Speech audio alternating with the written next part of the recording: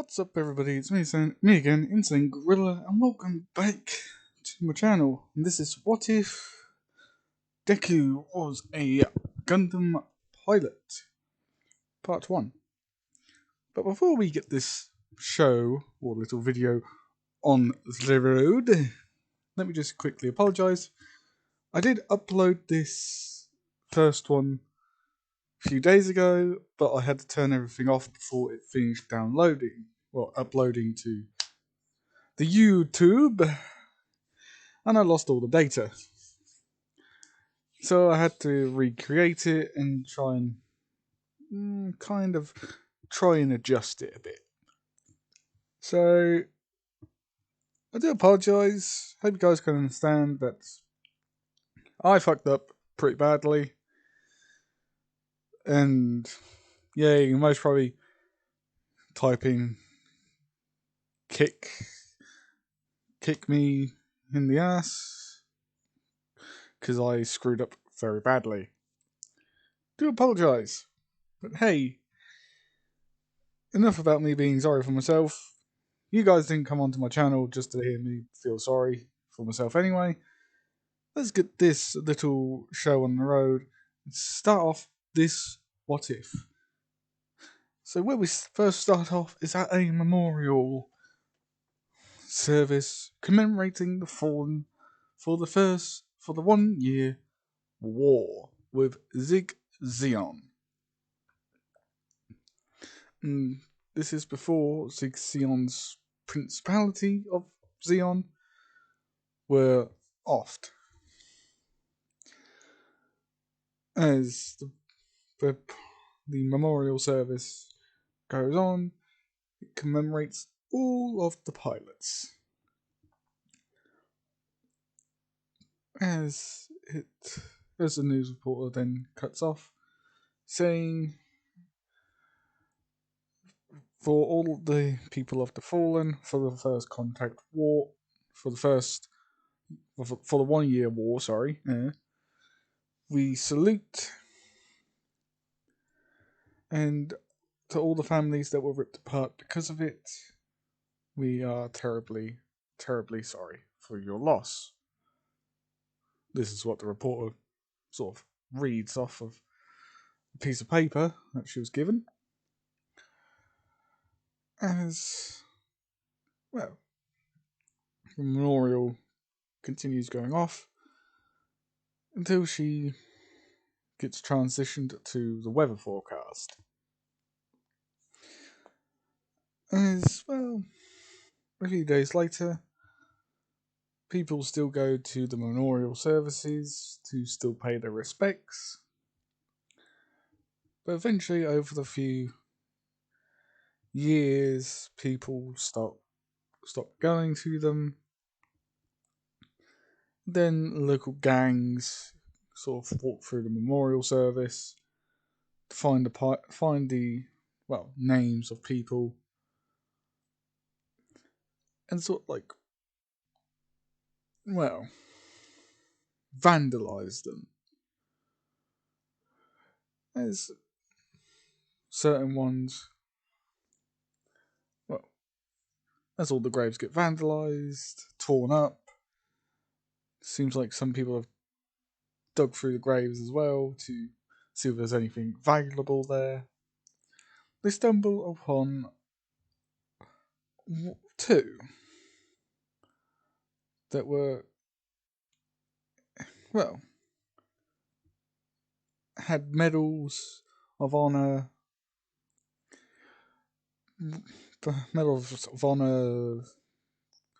endorsements, commendations, all the all the medals of honor people can get, and had 4 guards around them. As this group of this gang that's in there walks up, they beat the guys to a pulp, knock them out, then go through all of their belongings. Them sort of cheering when they see these two were literal crack pilots and said they're not going to need it anymore. As they steal that, they see two people on top of a water tower. As they sort of chuckle and said, yeah, they ain't going to tell anybody because they can't see us. As they sort of pick up on a bit of a conversation. As a young girl says, well, your parents gave their lives to defend us. You shouldn't really hate them for it. Besides, who knows? You could actually become an ace pilot yourself and avenge their deaths, or even rival them in popularity with the public. As she gets a response from a boy saying, it's just not fair though. I don't know about you, but at least your parents are still around. Your parents didn't join the 1 year war with Zeon. My parents did.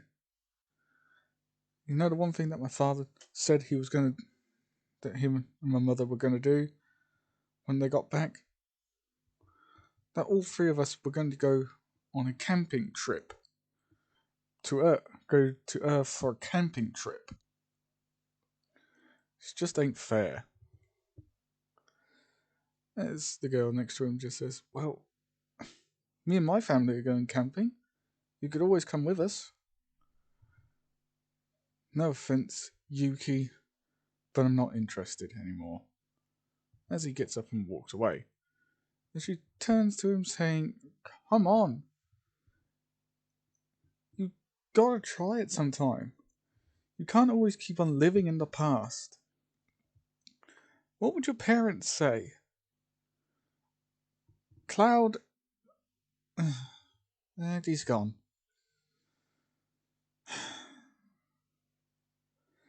Damn it, chauffeur. Can't you give anybody a bit of a chance? As she gets off the water tower and walks off.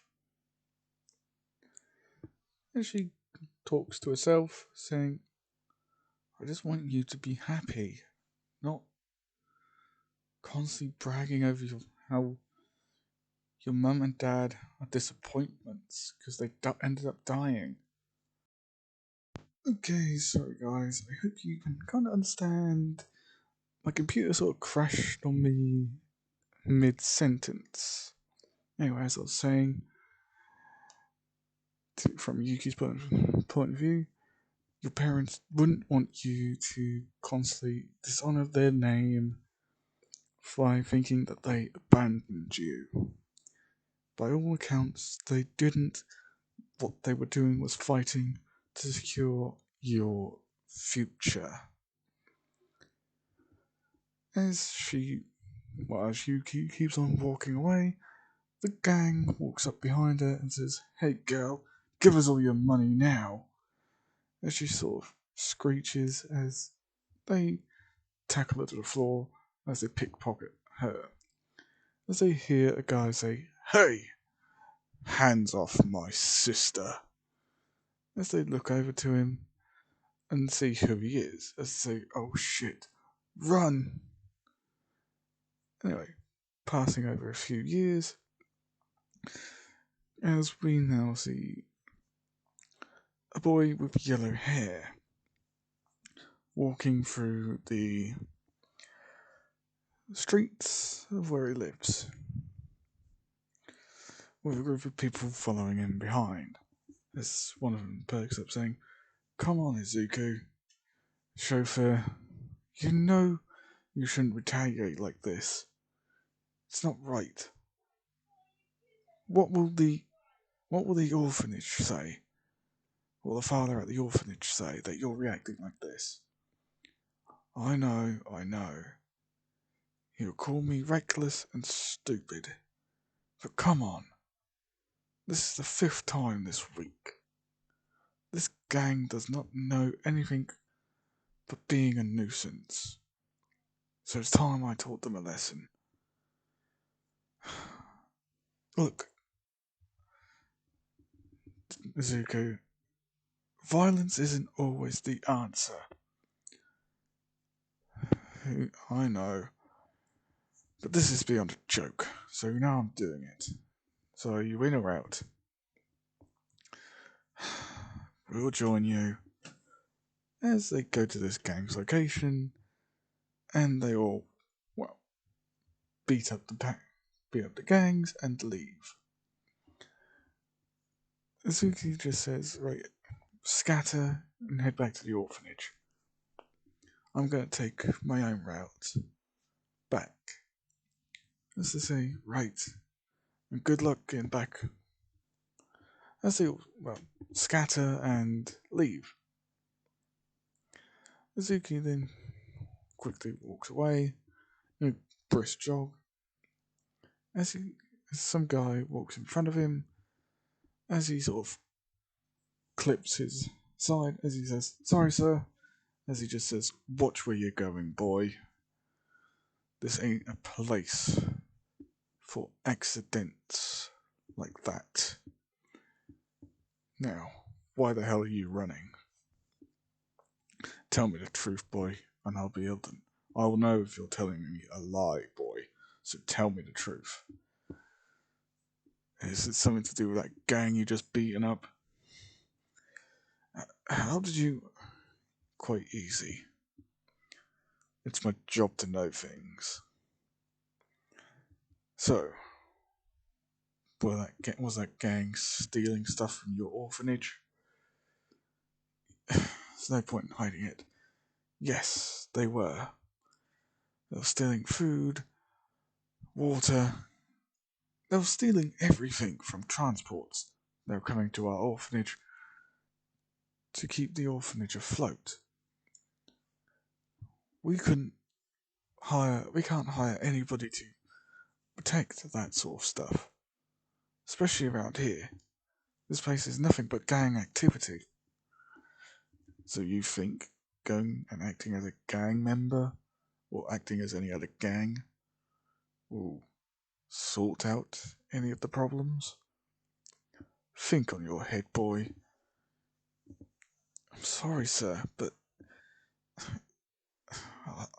what are we meant to do? Let the authorities sort it out? They'll never come down here. There are too many gangs. Here it's kill or be killed. Boy, I know that better than anyone. Trust me. I've got two younger siblings. Well, I've got one older sibling and one younger sibling to look after. Besides, around that corner there'll be somebody you might want to see. As he vanishes, as he as Izuki just sits there, stands there scratching his head, saying, "Around the corner? What?" As he walks around to see a pup, as he says, "A pup? Why is that got a fire tail?" As this pup looks up at him and says, "Get back, get away from me. Who are you?" As Izuku sort of steps back, saying, "You can talk?" As he sort of says, "Wait, you can understand me?" As Izuku just says, "Wait, how can I understand you? Can anybody else understand you?" As this pup just says, "I don't know. I just sort of said something to some of you humans, and they just looked around and just walked off. So you must have been the actual one who could actually see me. Well, not see me, actually talk to me properly, through words. My name is Seto. That's Seto. My name is Shelford. Shelford. What's your first name? I know you humans have a second name. So, what's your name? Full name?" Izuku Shelford. Izuku Shelford. Huh. How about that's too long, so I'm gonna call you Cloud. Cloud Shelford. I think that actually has a better ring to it. You should change your name sometime. I ain't changing my name to Cloud Shoford. Cloud is just a nickname people come up with. Anyway, do you want to go? Do you want a new place to live? Yeah, as long as other people don't mind a talking dog. As he picks him up, he hears a woman saying, "Excuse me, young man."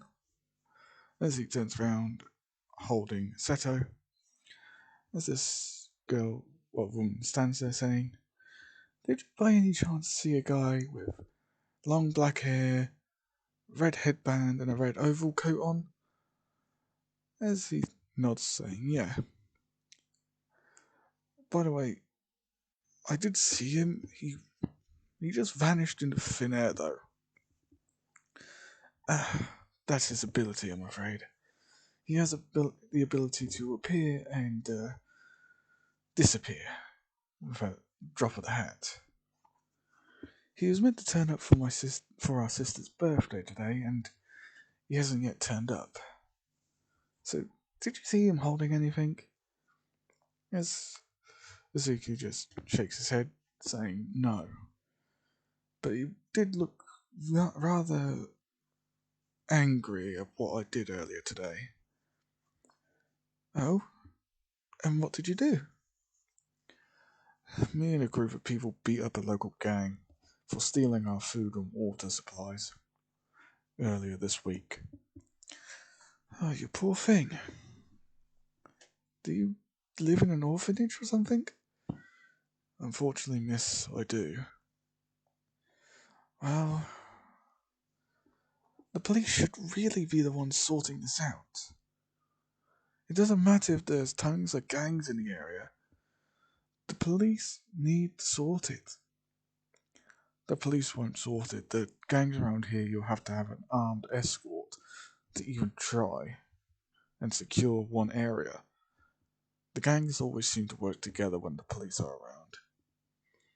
"Ah, I see. So the police can't do anything with the gangs all running amok, sister."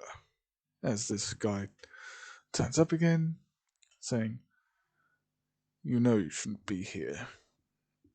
The gangs in this area hate mobile suit pilots."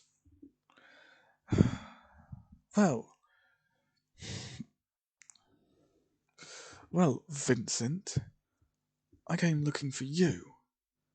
Do you know it's our sister's birthday today? What were you doing? Slacking off? Or just too preoccupied by your job as an intelligence officer? That's classified and you know it. And besides, ain't you always banging your boyfriend or something whenever you're not on duty?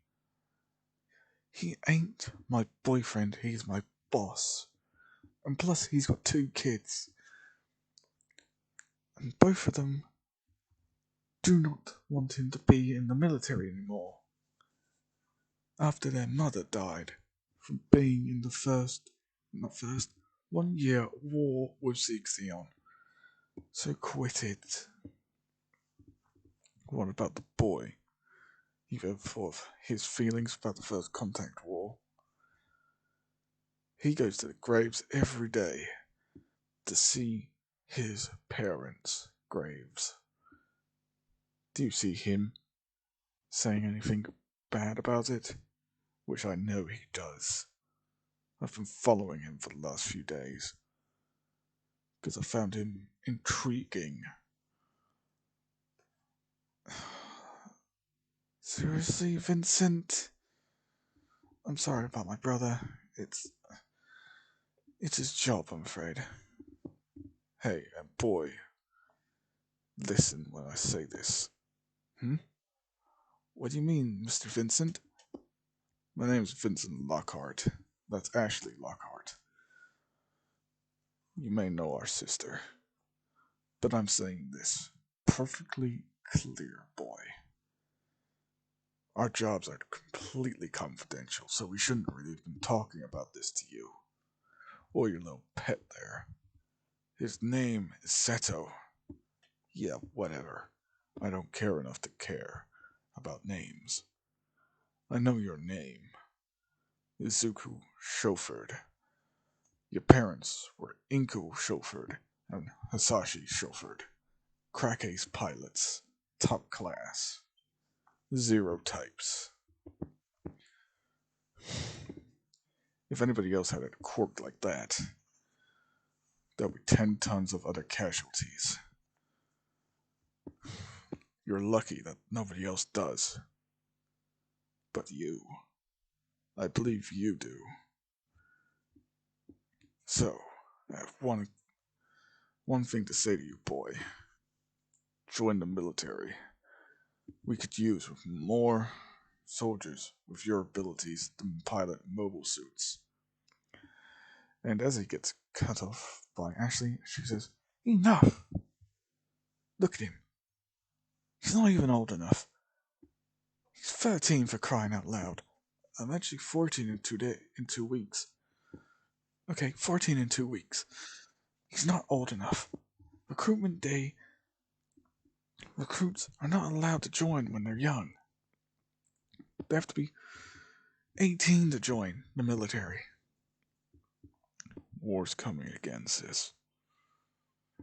And nobody can control it. I can't control it, you can't control it. The Federation can't control it. Zixion is preparing for another war. As he just starts walking off again, as she runs up, just runs past him, saying, I'll meet you back home. As he turns around, saying, and boy, one word of advice. Don't make my sister cry when you see her next. Because otherwise, I will be coming after you, personally. Do I make myself clear? Yes, Mr. Vincent. Good. Take care now. As he walks off, with Izuku being confused, nervous, and terrified. Because he saw the gun on his side, which was rather unusual for its type. As he says, Well, Seto, what do you think of that guy? As Seto says, he was scary, and I ain't no pet. Well, other people won't see it as that. I don't see you as a pet, I see you as a friend. Thank you, Cloud. I'm gonna have to get used to that name. Sorry. Doesn't matter. Let's go. As he sort of walks off, there's Vincent Valentine, as everybody knows him as, because it's his code name to keep out his last name of Lockhart. As he just shadows him from behind.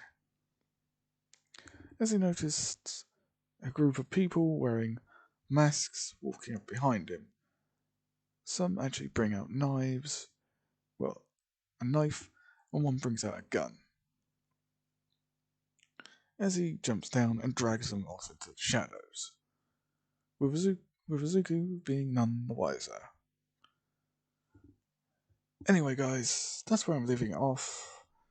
Hope you like, comment, subscribe, keep yourselves safe, and yeah, once again, sorry about the pause. My computer crashed on me for some odd reason, so I had to try and recreate all that from scratch. So yeah, sorry, but peace.